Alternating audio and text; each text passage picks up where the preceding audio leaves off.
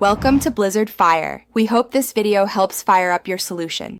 In this video, I will explain how to make a sushi temple and grow a garden. First, you'll need to collect the necessary resources.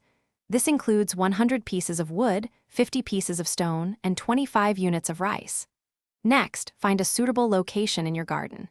It needs to be a flat, open area, ideally at least 10 by 10 tiles, to accommodate the temple's footprint. Once you have your materials and a spot, open your building menu.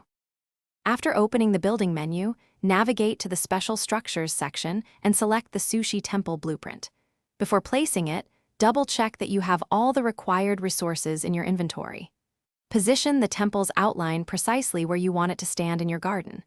Once you are satisfied with the placement, click to confirm.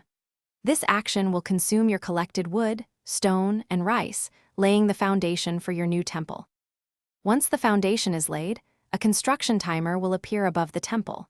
You'll need to wait for this timer to count down to 0 for the temple to be fully built. You can often interact with the incomplete structure to contribute to its construction, potentially speeding up the process.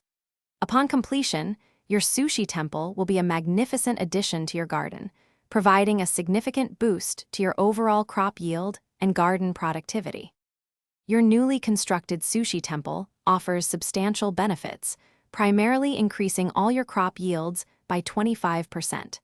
To maximize its aesthetic and functional impact, consider placing it in a central location within your garden. This makes it a focal point and ensures its aura covers a wide area. Remember to check the description for a link to those fantastic leak-proof meal prep containers, as well as other great deals, to help you with your gardening and daily life. Thanks for watching. If you found this helpful, don't forget to like and subscribe.